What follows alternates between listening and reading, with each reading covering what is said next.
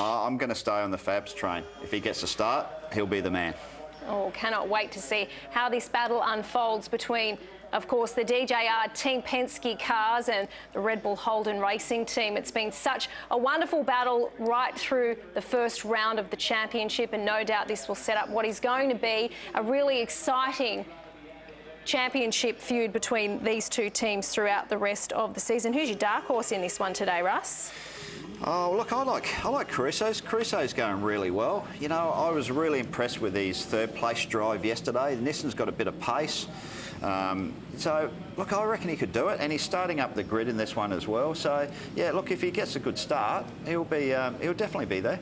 He was on the podium in race 2 yesterday afternoon, so plenty to play for this afternoon. Of course, everyone wanting to put on a really solid performance on the world stage in front of the Formula One paddock. So race 3 is set to be action-filled. There is no doubt about it. Let's head to commentary now and say a very good afternoon to Richard Crowell and Jack Perkins calling all of the action. Was really good in race 1 yesterday, finished 13th. PB result in her all-too-brief Supercars career so far. Unfortunately had a throttle jam open on the Harvey Norman Nissan in race number 2 and ended up parked on the side of the road. Couple of updates for you yesterday, big dramas. The big talking point all day was the crash at turn 1. Nick Percat had brake failure at 250 k's an hour, ended up crashing into Lee Holdsworth. Percat definitely a non-starter for the remainder of the weekend. He's already down in Geelong getting ready for next weekend's round of the Australian Karting Championship, where he'll make a return in the KZ2 class. Lee Holdsworth, Preston Hire Racing, they're going to work on that car and they're desperately trying to get back on track for tomorrow. Yeah, both team cars are actually back at their respective team workshops. We saw the Albury team, Brad Jones, have got their car back up there already and they're busy pulling that car apart, getting it ready for the next championship round. And we saw pictures as well of Lee Holdsworth's Commodore back at Team 18, and they're actually trying their best to get the car back out here for tomorrow. It's worth taking another look at that because it was a remarkable incident and it might be a talking point for a bit longer this season. So this was race 1 yesterday. Nick Percat, 250 k's an hour across the runoff area at turn 1 and cannoned into an unfortunate Lee Holdsworth, who had absolutely no idea what was going on. It's so hard to portray the feeling as a driver when you're Nick Percat there and you've got no brakes. It's the worst possible feeling at 250 kilometres an hour. And let me tell you, he's done his very best to avoid what's happened here. He nearly got the gap between those two cars, and there's the end result. A lot of damage, a ruptured fuel cell and a lot of rear damage, broken rear screen. And as I said, that's back up at Albury at the Brad Jones Racing Team headquarters, where the guys are getting that thing repaired for the next race in a couple of weeks down at Symmons Plains in Tasmania. Well, that's right. It's less than a fortnight away. 2 weekends from now, basically, and the thing with Symmons Plains is you've got to get on the boat to get down there, so the cars need to be down at the docks not too far from Albert Park in a pretty short space of time. So a big job for Brad Jones Racing and Team 18 to get those cars fixed, but they'll be good to go for the next round of the Virgin Australia Supercars Championship. This isn't for points, as we keep referencing, but boy, they've had at it so far this weekend. Chaz Mostert penalised yesterday for turning Shane van Gisbergen around in race 2. That caused some dramas, and there's been some discussions already about the judicial system. Tim Edwards, I saw, had a bit of a discussion about punishment fitting the crime, and also people getting penalised for one thing and not another. It's the age-old story in supercar racing, isn't it, about the way they penalise and judge incidents, and this a new system in race control this year, we should mention, that are probably still trying to find their way. Yeah, it's an ever-improving thing, and look, it's hard. Every incident on track is a different corner at a different racetrack, and they're all unique. So, look, they're doing their best. We've got Craig Baird up there with Michael Massey, and look, they're working their very best to do something good, but this is going to be an exciting race. Race number 3, 13 laps, rolling starts, something we don't see throughout the Supercars Championship season. The red lights are on. Fabian Coulthard has control of the field, and when the red lights are out, the race is underway. And for the first time, his teammate right behind him, but gets that critical inside run. But McLaughlin's starts have been really good. Messy lineup, but anyway, they go green. Racing for race 3 in the Coates Hire Supercar Challenge. Whincup pretty good.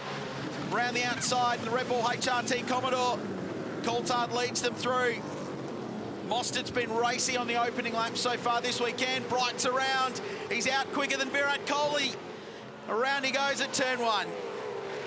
Look, it looked like it was going to be incident-free, but Bridie's got caught up as we head down into turn 3. So it's Fabian Coulthard, Jamie Whincup back down the pack here.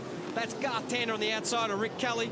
Lots of jostling for positions here. Good two-wide racing here. That's Courtney on the outside of David Reynolds. Can he stay up the inside through here? Oh. Side by side, this is great racing. Courtney still up the inside of Reynolds. Yeah, right. 5th and 6th. Racing room given by Reynolds, but nice little exchange between those two. Caruso behind them. He's 3rd overall in the points. Was that Todd Kelly getting served? It was, and he's in trouble. He'll get gobbled up by Shane van Gisbergen. And there's a real freight train behind him here. Really busy. That's for 10th through to about 15th place.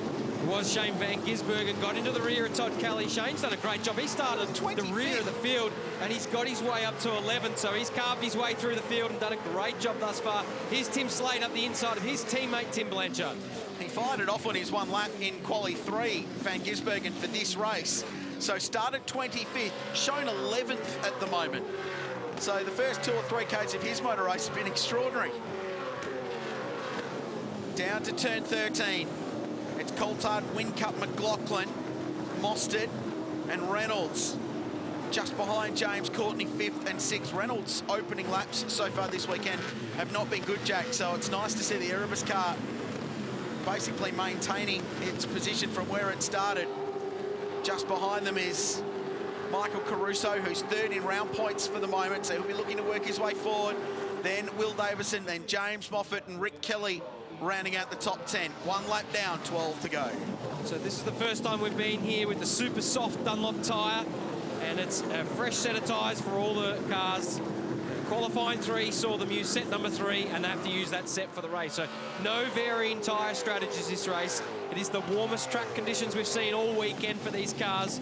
But Fabian Coulthard just snuck his lead out to 0.8 of a second. Scotty is ranging up on the back of Jamie Whincup. Those Red Bull cars, while they've managed to get a pole position for tomorrow's race, and Jamie qualified 2nd, running 2nd today, they haven't looked to have the speed of these Penske cars in the races. And you can see that straight away. Scotty's right on the back of Jamie Whincup, and it's allowed Fabian to skip away and get a little bit of a margin between him and the car behind. And if you weren't with us yesterday, you missed out on 1-2 results for the Shell V-Power racing team. And Roger Penske was up watching that first race late last night in Detroit. This is the start. Now, it's all under investigation. Start procedure being investigated. There's going to be a bunch of cars in strife for that, I think. It was very messy in the back of the field. And that's probably how Van Gisbergen got a bunch of spots, because they're carving each other up on the run into turn 1. It's hard to work out exactly what's happened here, but there's lots of contact. There's cars 4, 5 wide. One of the GRM cars getting bumped wide. Dale Wood there off on the grass. And that's Moff, I believe, got turned around there on the exit of turn 1. Look at this argy-bargy every Woods up the inside there, which has then forced him into Scotty Pye, and that's what got Jason Bright. And then Moff's got turned around down there. Let's see exactly what happened there, but Simona Di Silvestro also off on the racetrack. Scott Pye's just taken a 2 or 3 pit lane, and James Courtney's gone into pit lane and hasn't come out the other side. So he's parked the Wilson Security GRM Commodore that, as you mentioned earlier, was really good yesterday. Promising signs for that team that's pretty busy off-season building new race cars for a change of manufacturer in the off-season.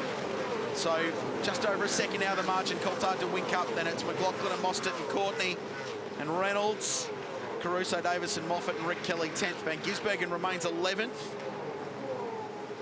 Just pop into the back of the shot there with Todd Kelly behind him, and then Mark Winterbottom 13th.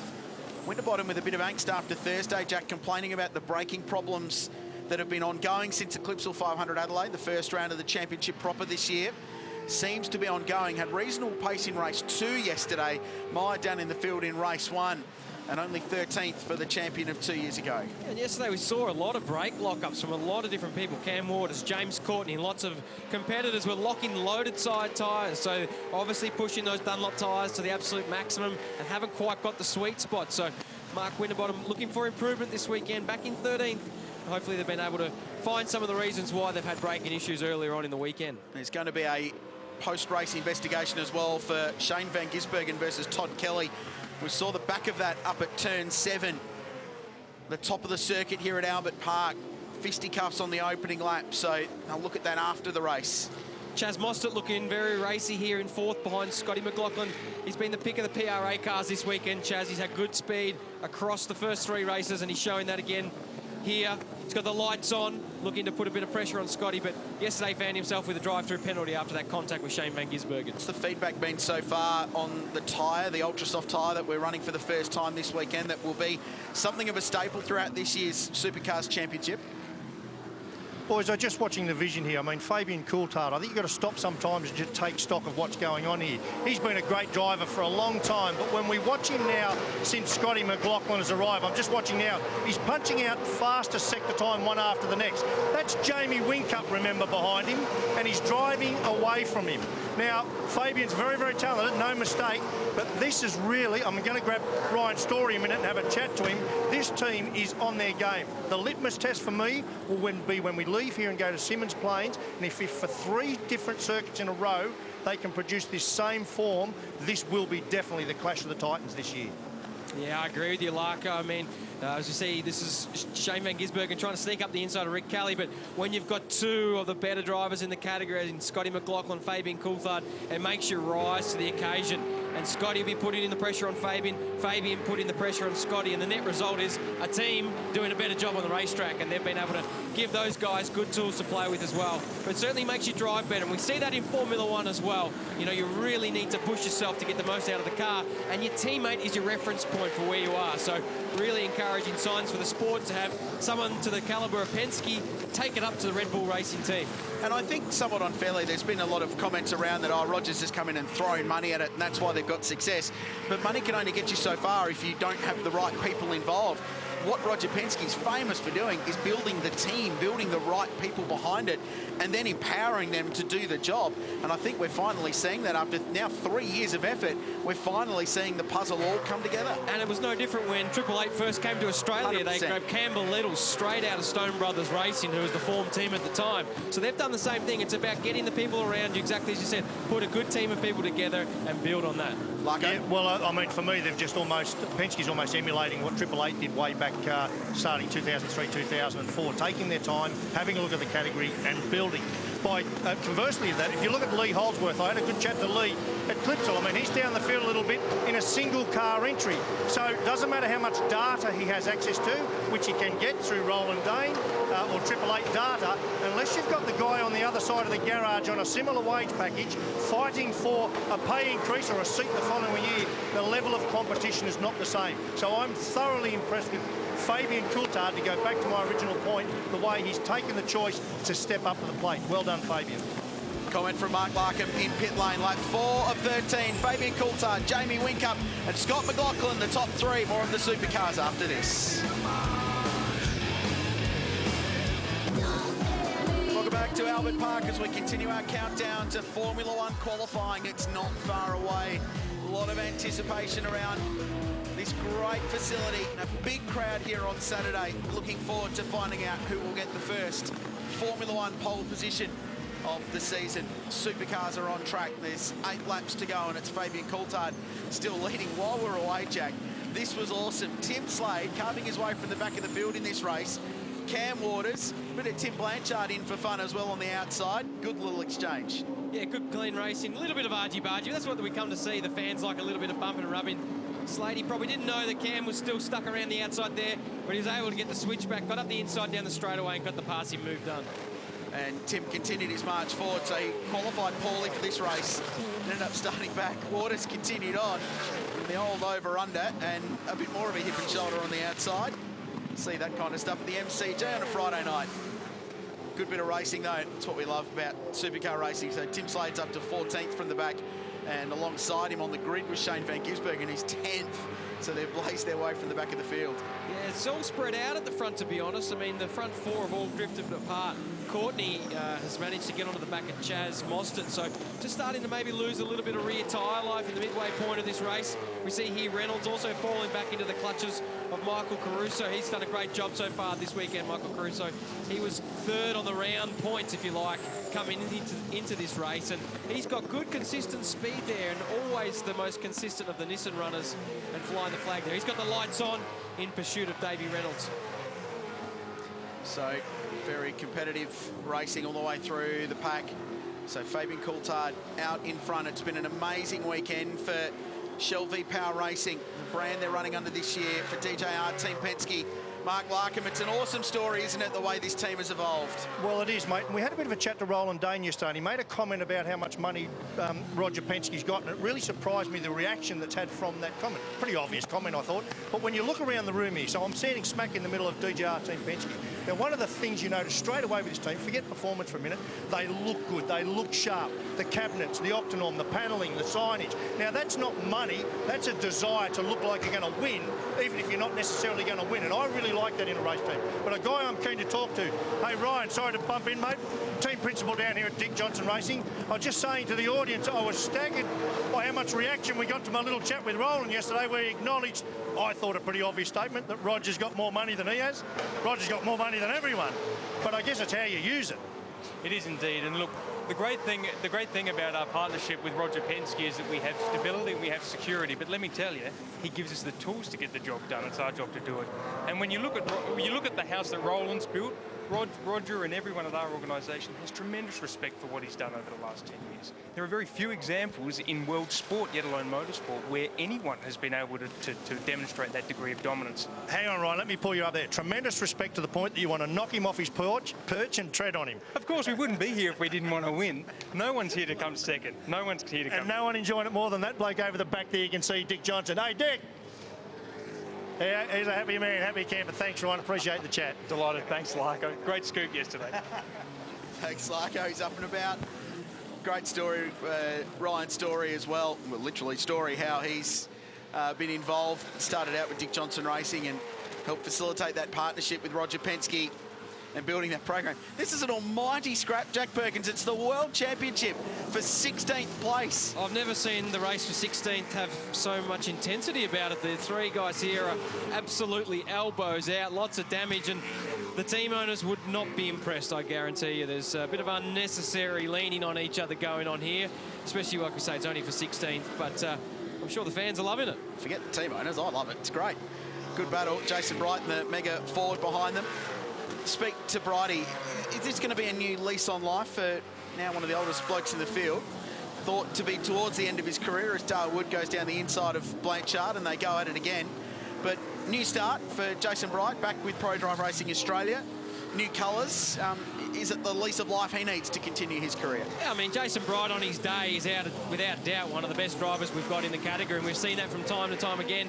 Bathurst winner, V8 Supercar race winner through the years, but I guess the relationship with Brad Jones Racing got to its end road, and both parties felt like it was time to move on. And Brighty's now with PRA, you know, a big four-car team, bigger in stature, I guess, to BJR, and, you know, could provide him with a lease of life. And I'm sure, you know, he would have been disappointed with his start to the season at Adelaide wasn't what he was hoping for, but it does take time. You don't just jump in another car and go really good. We'll see that with Bottas and the Mercedes team in Formula One. Yeah. It's very hard to just jump in and get to your potential straight away, so that'll be a watch this space story throughout the year. I'm going to say, it's nice to see Timmy Blanchard up and about and racing as well. And I know he's only 18th and he'll want to be further forward, but he is an immense talent. Former Australian Formula Ford champion, great family, iconic Victorian motor racing family, the Blanchards. His old man so heavily involved in the sport.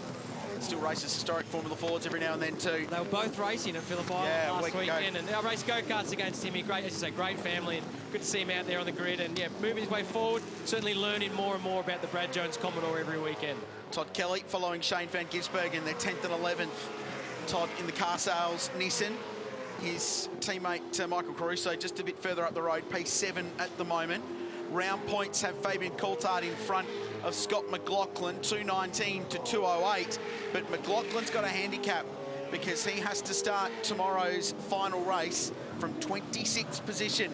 So he will have it all to do. He lost his lap time in the final qualifying session for a track limits breach on the exit of turn 12, I think it was, Jack. That far chicane at the back of the circuit went too wide, lost his lap time for gaining an advantage. So he goes from the back, and it makes it very much easier for car number 12 to seal the deal for the round. But the other problem that he's got to deal with is that car 88 will start it from pole position. So there's going to be a really feisty battle at the pointy end of the field. Yeah, Scotty will be looking to replicate what Shane's done, although I'm not sure we'll see the end of Shane finishing where he is. I think he might have had a little bit of a sneaky run up on the back of that rolling start, which might get looked into after, but it doesn't matter tomorrow. The starting order for that race is, as you say, from qualifying, and it's a whole nother race. But the trophies are awarded. at the end of the weekend as accumulation of points, so that does hurt Scotty in the long run. But it'll be interesting to see tomorrow. Fabian Coulthard will be off second for the first time this weekend, with Jamie Whincup lining up on pole position. The qualifying system I thought was interesting and maybe worthy of further thought. They wanted to look at it as a way of spicing up and perhaps mixing up the grid a little bit. 5 guys qualified in the top 10 for all 4 races. 7 qualified in the top 10 for 3 of the 4. But outside of that, there were 17 different drivers that qualified in the top 10 at some point for the 4 races. So quite the variety inside the top 10. So in a way, it has helped spice up the grid a little bit. Yeah, absolutely. I spoke to the drivers after that qualifying session. It was effectively like doing 4 shootouts. You only got 1 lap in that session, 1 set of tyres. It was only 10 minutes. So, you know, the margin for error was so small that if you did make a mistake, it was always going to jumble up the order. And the most consistent runner was Fabian Coulthard, getting 3 pole positions and a second, followed by Jamie Whincup, who was 4th, 3rd, 2nd and 1st. But Scotty McLaughlin, he was 2nd, 3rd, and then, as you see, made a mistake in that last one, and will start tomorrow. So big consequence there for making a mistake in qualifying. It's James Moffat, who this year moves across to Holden just to add another supercars manufacturer to his career CV. He's been in the Ford, the Nissan, the Volvo, and now the GM product. Just needs to dust off one of Betty's Erebus E63 AMGs and have a crack in that just to complete the sweep. But he's going well. He's had a solid weekend, and I think promising for everyone involved that both of these GRM cars have been pacey all weekend long. And I said yesterday in race 2 that I feel like the sport's in a good place when GRM have got competitive cars, because they're good fun guys to have at the front of the field. They're a great team. They don't do it an enormous amount of money, but Gary Rogers and now Barry, who's heavily involved in that team, give them the equipment to do the job. Great fun to see them at the pointy end of the field. Both of those guys performing well. And we spoke about it yesterday. It's a learning year for them as well, because they've changed the aerodynamic package on the car. They've gone from Volvo aero package, Volvo engines, back to now Walkinshaw engines and a Holden aero kit. So they've found that the mechanical balance of the car has changed quite a lot based on that aero grip. You see here Moff doing a good job, and yeah, constantly learning now how to retune the cars based on the Holden aero package. Bit of chat around that he and Garth have got the same ideas with how to take that car and what it's behaving as well, and that's good to see, because it might have been a character building year last year, I think, for Moff, perhaps the last 2 years, against Scott McLaughlin, who takes so much of the limelight. I mean, he is a superstar of our sport, but Moffat's not without ability. The guy can steer, so it might have been a tough couple of years, and this might be a nice sort of Control-Alt-Delete, bit of a reset for good guy in the paddock. And it's no different to we spoke about Bridie. You know, you come into a new team, it's very difficult to hit the ground running. I mean, Scotty's obviously doing it with Penske, but it is hard. You know, the cars are, well, they all look very similar. They've all got their little idiosyncrasies that make them difficult to extract the lap time out of it. Qualifying is the key in this game. Should mention, while we talk about famous surnames, just want to bring up the Perkins surname for a bit. Great last night, your old man inducted to the CAMS Australian Motorsport Hall of Fame. Just in the CBD in Melbourne at a big function last night. Enormous accomplishment for one of the greats of our sport. Yeah, look, something that the family is very proud of. Dad's achievements in motorsport have been awesome, to say the least, and really cool for him to get recognised at the Australian Motorsport Hall of Fame. And it was a great night, along with 20 other inductees, so well done to all that got inducted. And some great synergies, of course, with this weekend. LP and his brief Formula One career in the 1970s. Probably would have liked to have gone on with that had the finance been available, but I think for our sport here, certainly many of my childhood memories were watching your old man carve up Mount Panorama and Brock in the HDT, and early days of the Holden racing team, and then Perkins Engineering and the Castrol cars and their amazing success in the mid-1990s. Incredible run of Bathurst victories. It's a great story. Well done to LP, and happy birthday for a couple of weeks ago as well. So a couple of laps to go. Coulthard by 1.3 seconds over Jamie Whincup. We're watching car 22. This is a car that you'll be familiar with later on in the season as you renew your relationship with James Courtney and the Walkinshaw team. Yeah, looking forward to the endurance races, obviously getting back for the 3rd year with that team. New name, HSV, Mobile HSV Racing, but good encouraging signs here for James. Hasn't got the first 2 qualifying sessions together, but qualifying 5th for this race, and you know, running pretty good pace up behind Chaz Moster, which is very encouraging. Looks like Whincup is actually starting to reel in Fabian a bit. The gap's down to 1.0. It was right out to 2 seconds at one stage, so Whincup's obviously found some speed. Fabian might have just started to get a little bit too much out of those Dunlop Super Softs. And as we touched on, the sun's out. Track temperature's the highest we've seen all weekend. So certainly different conditions out there for the drivers. Talk about that team that for a long time the Holden Racing Team brand was the team name, but it's always been Walkinshaw behind it. And the rebranding of that team, I heard an interview with the commercial director there a couple of weeks ago about how they went about rebranding that outfit, and the fact that the number one thing they've been most proud about is the take-up from the existing fans that have come over from that HRT brand and stayed with the team as an outfit under its new identity. Yeah, I mean, and it's full credit to the Walkinshaw family. Ryan Martin here this weekend. They do a great job supporting not only the race team, but Australian business, and the Holden Special Vehicles business will continue on. And it's great to still be flying the flag for Australian manufacturing. So still not, you know, while the Holden Racing Team has moved on to the Red Bull team, we're still flying the flag for Holden as well. And there's a book coming out. Our great friend V8 Sleuth put together about the history of that team, a lot of the cars that have raced in it. Great heritage, one of the oldest, most storied teams in our sport. Final lap at Albert Park in race 3 of the Kotaya Supercar Challenge. And it's so far gone all the way of Shell V Power Racing and DJR Team Penske. Coulthard first. Wincup's got the gap to under a second, so there was pressure. Coulthard's just got to hold on for half a lap to take his second win from 3 races. We talked all weekend about his Albert Park record. It's extraordinary. And since 2011 coming into the weekend, he had 16 top 10 race finishes from 19 races. So he's got 3 more from another 3 races. So he's just had an unbelievably good run at this place, and it's continued on. He obviously likes this track. He really clicks with it. As you say, he's had success here with other teams. And so far this weekend, it's been a brilliant performance with the 3 poles in the 4 out of the 4 qualifying sessions. And about to, if he can keep it together here, grab his second win for the weekend. Puts him in good position for the overall results come the finish of tomorrow's race. And these two will line up 1, 2 in the race tomorrow with Whincup on pole and Coulthard second. But it's the battle we've all wanted to see. DJR Team Penske v 888. And it's the Shell Ford in front of Jamie Whincup. Coulthard's got another one. The end margin was 0.8 of a second. It's just all building to the final race, Jack, tomorrow afternoon. It's going to be good. McLaughlin third, then Mostert fourth at the end. Courtney was fifth.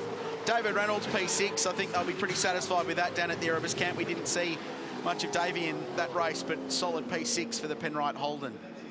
Yeah, absolutely, and they'll be very encouraged by that. It's still, you know, I guess a relatively new team down there at Erebus, although they've been around for a long time. This is only their second year in the Holden Commodores, and Dave Reynolds and his engineer, Al McVean, are working very hard on getting competitive gear for Dave. And confirmation of the results, Fabian Coulthard picking up his second win of the weekend. Jamie Whincup in second.